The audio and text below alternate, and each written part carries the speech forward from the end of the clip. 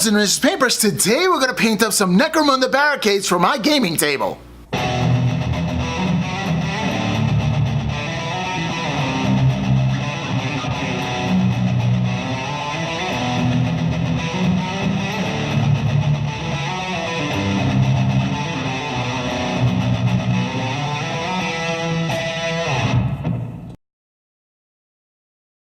Hello and welcome. Alright, there's the finished product right there, looking great.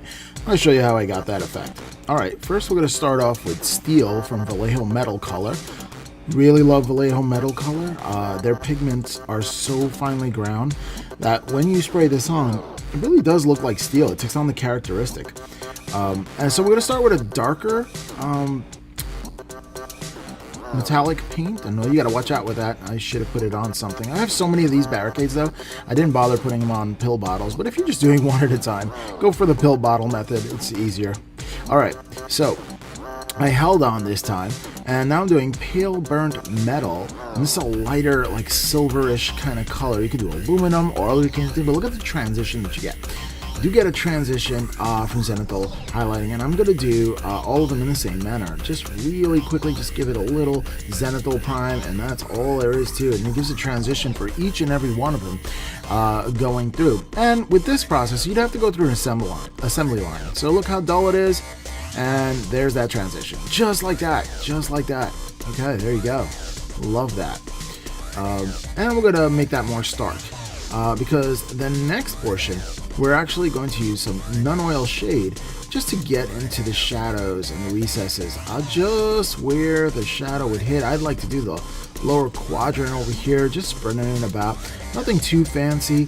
I do want to give a semblance of a shadow there, so just dinging that up.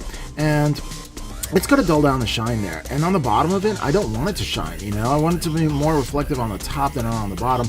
That's just, you know, the rule of cool.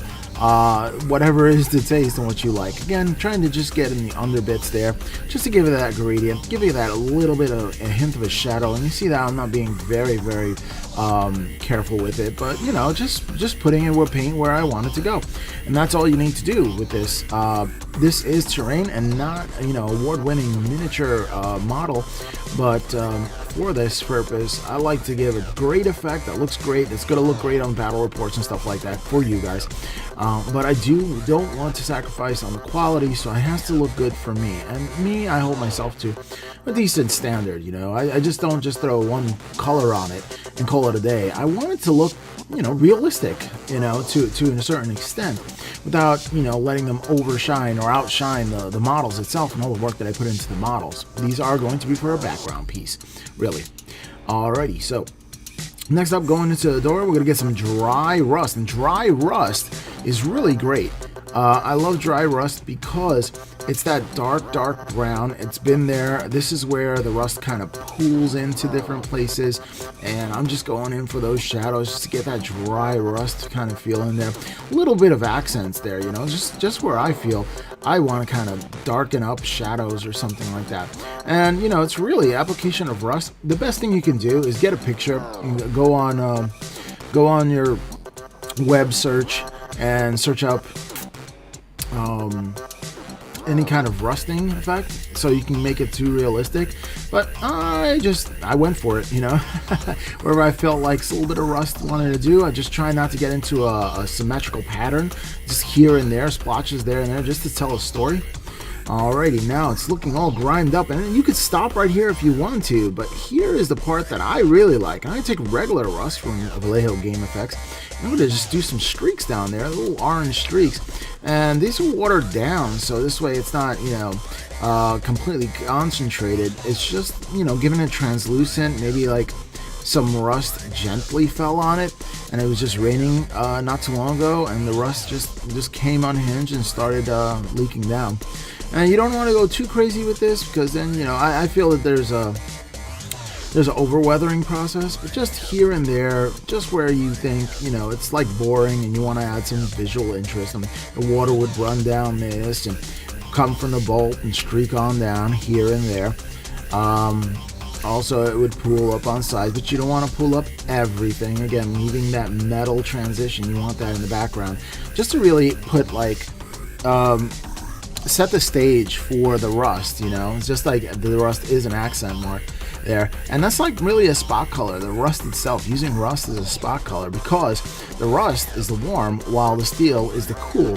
Those contrasting colors look great together, and you can see that it looks pretty realistic, and it really didn't take a long time, not at all. In fact, we're just about done. I'm just adding the finishing touches. Well, I'm gonna leave you here, and you can watch the finished pictures, and I'll catch you on the outro. All right, see ya.